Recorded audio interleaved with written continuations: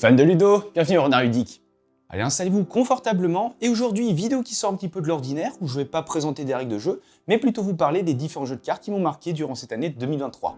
Alors je tiens tout d'abord à préciser qu'on sera essentiellement sur des jeux de cartes plutôt affrontements, style duel pour 2 joueurs, on va en général chercher à se mettre sur la tronche, cordialement. Bien sûr ici c'est mon top 5, donc la liste n'est pas exhaustive, et du coup n'hésitez pas à partager vos petits chouchous de cette année en jeu de cartes. Et avant de démarrer, n'hésitez pas à laisser un petit pouce bleu et à vous abonner, ça permet de soutenir la chaîne et c'est très important, d'autant plus que ça fait toujours plaisir. Et sur ce, c'est parti. Et on va commencer avec le premier jeu de cette série avec Mindbug. Ici, on sera sur un type de jeu à la fois très accessible et avec des règles simples, mais pour autant qui n'est pas dénué de twists stratégiques. Dans ce tournoi de monstres extravagant, on va dire, votre objectif va être de réduire les points de votre adversaire à 0. Pour cela, votre tour, très simple. Alors soit vous allez jouer une carte de votre main tranquillement, il faut savoir qu'il n'y a pas de notion de mana ou de calcul de ressources ou je ne sais quoi, vous prenez une carte, vous la posez, basta. Et deuxième action possible, ça va être de choisir l'une de vos créatures qui est en jeu et attaquer votre adversaire. Ce dernier, pour se protéger, pourra bien sûr bloquer avec l'un de ses monstres, et là va commencer un combat titanesque où celui qui a la plus de valeur l'emporte. Bien évidemment, chaque carte va venir avec son petit effet et parfois des mots-clés qui vont pouvoir retourner des situations qui peuvent sembler insurmontables. Donc même sous son humble apparence, une carte de faible valeur peut bien cacher des pouvoirs. Et pour vous en citer que quelques-uns, vous avez des monstres venimeux qui permettent de détruire lors d'un combat la créature ennemie, qu'importe la puissance. Vous aurez la furie qui va permettre d'attaquer une deuxième fois.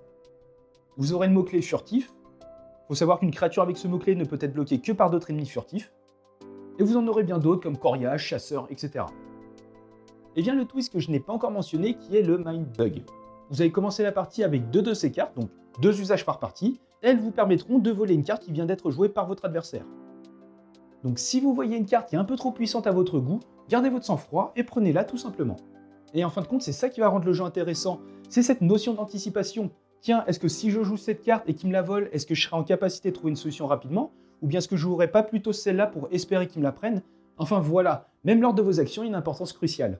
Donc même si on est dans un univers plutôt fun, détente, smoothie et compagnie, stratégie et anticipation seront au rendez-vous. Et avec le petit format de la boîte qui peut se transporter et jouer n'importe où, ça va être entre guillemets votre nouveau passeport ludique.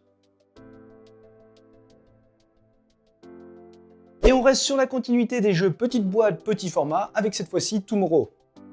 Ici, l'un des joueurs va incarner les rebelles, qui vont chercher à récupérer des points d'influence, et l'autre va incarner le gouvernement, qui va tenter de stopper cette nouvelle menace. On est donc sur 2 factions asymétriques, alors certes avec les mêmes règles, mais avec des styles et des mécaniques de cartes totalement différentes, et avec également des objectifs qui sont tout autant.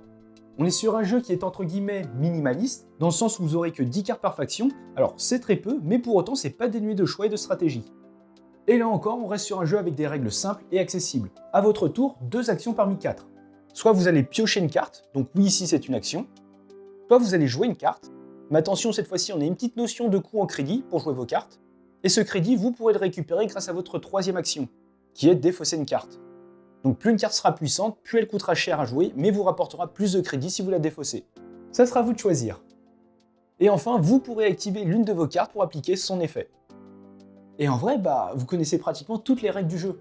Concernant les formats de partie, on est sur quelque chose de relativement court et dynamique, d'une vingtaine de minutes, et très rapidement, après quelques parties, vous allez commencer à connaître les 20 cartes. Donc vous pourrez commencer à anticiper, à analyser et à compter les cartes.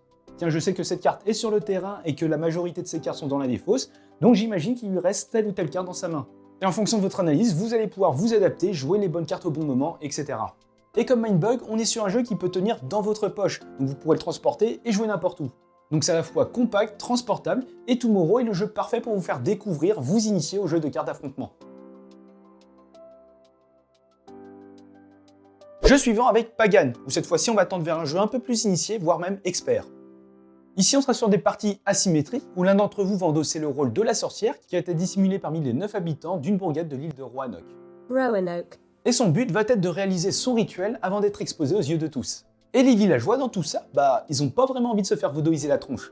C'est pour ça que l'autre joueur incarnera le rôle du chasseur.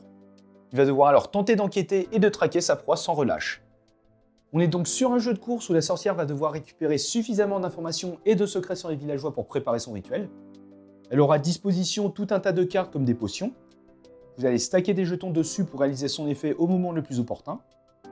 Vous aurez aussi des familiers qui vous donneront des avantages, ou encore des malédictions, histoire d'aller handicaper un peu le chasseur. Et ce dernier, quant à lui, pourra compter sur ses alliés pour divers bonus, moyennant un coup à chaque tour. Et oui, les bougres, faut les entretenir. Vous aurez aussi des lieux qui vous donneront de nouvelles actions, ou encore des cartes en quête que vous placerez sur un emplacement de villageois. Lorsque vous irez lui rendre visite, elles vous donneront un effet supplémentaire.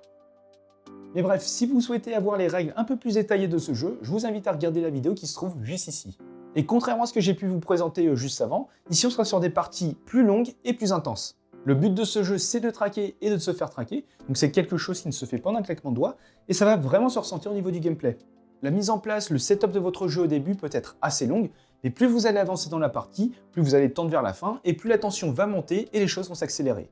Il faut également savoir que vous avez la possibilité de créer vos propres decks, alors que ce soit pour le chasseur ou la sorcière. Bien sûr, il y aura quelques règles de construction à suivre, comme par exemple avoir exactement 50 cartes, et vous devrez également avoir 10 cartes de chaque type.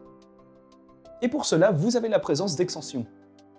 Avec les mini-extensions, vous aurez à chaque fois 16 cartes de chaque clan, sur une thématique bien précise, et vous aurez la grosse extension qui vous ramènera carrément de nouveaux decks, de nouveaux villageois et tout le tralala.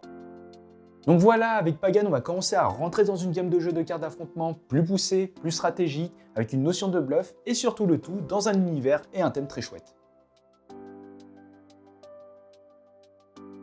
On va à présent attaquer Gozo X, où cette fois-ci on est sur un style de jeu de cartes bien plus expert que les précédents. Et là on va rentrer dans du lourd. On est bien sûr sur un jeu de cartes d'affrontement, et vous aurez la présence de 8 clans symétriques qui auront chacun leur mécanique. Et vous avez sur leur tuile un petit récapitulatif des indications sur comment fonctionne le clan en question. Du coup, dans une partie, vous allez commencer par drafter 3 clans. Vous allez ensuite prendre les cartes associées, les mélanger, et vous serez prêt à jouer. Et premier point que je trouve assez incroyable, c'est que les clans que vous avez un peu délaissés, mis de côté lors de votre draft, vous allez les retourner et ça va vous donner des règles spéciales pour la partie. Et déjà, ça va venir rajouter un vrai choix stratégique dès l'étape du draft. Certes, il y a certains clans que vous allez préférer par rapport à d'autres et que vous allez vouloir récupérer, mais il y a également des clans que vous ne voudrez pas voir encore sur le plateau à la fin du draft. Soit parce que ça va pas matcher avec votre composition d'équipe, ou bien avec votre style de jeu. Alors déjà, rien que là, il y aura un choix à faire, et même les tuiles que vous ne prenez pas auront une importance. Vous allez jouer à tour de rôle à travers 3 manches maximum, et vous allez essayer de récupérer 2 jetons de suprématie, qui sera donc la condition de victoire. Alors sans trop rentrer dans les règles, à votre tour, vous pourrez tout d'abord jouer une carte. Vous aurez les cartes de niveau 1 en bas, de niveau 2 au milieu et de niveau 3 en haut.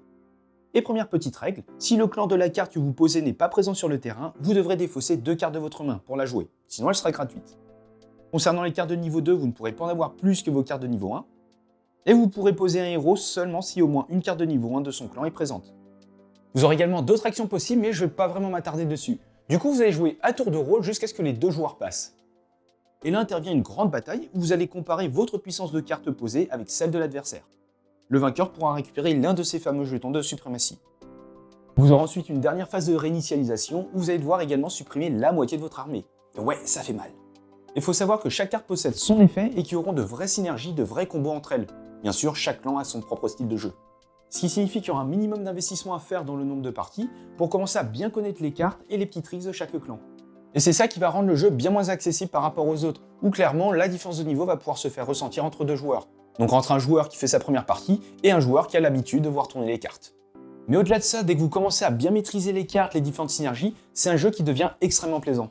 Du coup, pour moi, avec Gozo X, on est sur un pur jeu expert de jeu de cartes d'affrontement. Alors certes, il vous faudra quelques parties pour bien vous mettre dedans, mais une fois passé le cap, c'est vraiment un jeu où vous allez prendre du plaisir et où vous aurez de vrais choix stratégiques à faire. On va passer à présent sur Arakan Wars, où clairement, je vais pas le cacher, c'est mon petit chouchou. Et pour ceux qui ne connaîtraient pas, on est sur un jeu de cartes d'ambiance expert familial. Non, plus sérieusement, tout d'abord on est sur une DA qui est incroyable, mais qui peut sans doute faire un petit peu peur si on n'a pas trop l'habitude de ce genre de jeu. Et encore une fois, on est sur quelque chose de très accessible avec des règles simples. Dans Arakan Wars, chaque joueur va incarner un clan, donc monocouleur, et vous allez jouer 9 rounds. À chacun de ces tours, le premier joueur va positionner 2 de ses cartes face cachée. L'adversaire va faire de même, et cartes qui devront être posées adjacentes à une autre carte, alliée comme ennemie. Et lorsque c'est fait, vous allez révéler les cartes. Toujours en commençant par le premier joueur, il va pouvoir activer toutes ses cartes sur le plateau. De façon générale, il pourra effectuer une attaque sur une case adjacente. Pour qu'une carte soit détruite, il faut que la valeur d'attaque de l'attaquant soit strictement supérieure à la valeur de défense du défenseur. Et pour vous aider, vous pourrez faire ce qu'on appelle des attaques groupées. Avec ceci, plusieurs cartes peuvent attaquer une même cible. Vous allez tout simplement faire la somme des attaques et la comparer à la valeur de défense. Donc on a une notion de positionnement qui va venir ajouter tellement de profondeur au jeu. Vous aurez également des cartes lieux qui vont donner des avantages sur les emplacements adjacents. Et enfin, dernier type de cartes qui sont les sorts et qui auront des effets soit sur tout le terrain, soit localement. Et en termes de règles, c'est presque tout. Par contre, la majorité des cartes vont avoir des mots-clés, mais pour mon plus grand bonheur, on n'est pas sur des effets à rallonge, comme on peut très bien avoir dans Magic, ou même pire dans Yu-Gi-Oh! Au sérieux, avec les dernières éditions, c'est complètement la folie, limite vous pouvez utiliser ces cartes pour vos tests de vue.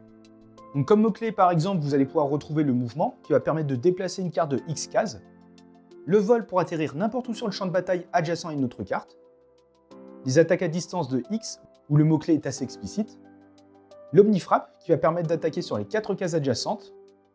Enfin bref, vous en aurez plein d'autres, mais à chaque fois ça reste intuitif et facile à appréhender. Et ce que je vous ai pas dit, c'est que chaque carte a un coût. Alors à la fois un coût dans la construction du deck, mais ça va être également les points de victoire que la carte va vous rapporter si elle est toujours présente sur le champ de bataille. Bien sûr, à la fin de la partie. Du coup, pour gagner, il faut avoir le plus de points sur le terrain à la fin du 9e round. Et là, forcément, ça va amener plusieurs styles de jeu. Est-ce que vous allez préférer jouer vos grosses cartes au début de la partie pour jouir de leur puissance et de leurs effets? Bien évidemment, l'adversaire va essayer de les sniper pour vous faire perdre un maximum de points. Ou bien inversement, est-ce que vous allez préférer les jouer tout à la fin pour maximiser un maximum de points? Par contre, c'est prendre le risque de laisser votre adversaire prendre le contrôle du terrain. Et autre point que je trouve assez incroyable et qui fait toute la différence, c'est que votre deck va faire exactement 23 cartes et que vous allez piocher l'intégralité de votre deck au cours de la partie. Donc forcément, vous allez récupérer toutes vos cartes et bien sûr, vous allez pouvoir mettre en place votre stratégie. Bien évidemment, en vous adaptant par rapport à votre adversaire. Et en vrai, c'est ça que je trouve beau et qui me fait énormément penser à l'époque où je faisais pas mal de Warhammer. Quand vous allez construire votre deck, vous allez plutôt monter votre liste d'armées avec toute la stratégie qui se cache derrière. Par exemple, je vais pouvoir prendre le contrôle de la zone avec mes phalanges. Pendant ce temps-là, ma cavalerie va contourner l'ennemi pour le prendre à revers, tout en sachant que j'ai mon artillerie lourde avec mes attaques à distance qui vont pouvoir faire office de support. Enfin, vous voyez le genre. Et cerise sur le gâteau, même si je sais qu'il y a eu pas mal de cerises sur ce gâteau, c'est qu'on est sur un JCE, donc jeu de cartes évolutif. Et du coup, on n'a pas de notion de booster ou d'aléatoire. Dès que vous allez acheter une core box ou des extensions, vous allez retrouver l'intégralité des cartes. Et ça, c'est super plaisant lorsque vous voulez construire votre deck en toute tranquillité. Et d'autant plus que les extensions vont ramener pas mal de cartes sur les différentes factions, et ce qui va réellement permettre de construire de nouveaux archétypes. Enfin voilà pour ce qui était d'Arakan Wars, un excellent jeu de cartes d'affrontement avec des règles à la fois simples et accessibles, et avec une profondeur titanesque avec son système de positionnement et de déplacement. Et au passage, alors, rapidement ou pas, mais je vais sortir une vidéo assez spéciale dédiée sur ce jeu. Mais pour l'instant, je vous en dis pas plus, vous verrez ça en temps et en heure. Et voilà, cela vient clôturer cette vidéo de présentation de mes 5 jeux de cartes d'affrontement de cette année 2023. Certes, je sais qu'il y en a bien d'autres, alors soit je n'ai pas encore pu les tester, comme par exemple Star Wars The Deck Building, et je sais que c'est un jeu qui aurait pu me plaire, ou encore avec Lorcana, mais pour le coup, malheureusement, le gameplay ne me convient pas vraiment. Mais voilà, n'hésitez pas vous aussi à partager vos coups de cœur. Un grand merci à vous pour avoir regardé cette vidéo jusqu'au bout, et encore une fois, n'hésitez pas à laisser un petit commentaire, un pouce bleu et à vous abonner, ça permet de soutenir la chaîne, et ça fait surtout toujours plaisir. Et sur ce, on se retrouve dans une prochaine vidéo. Ciao!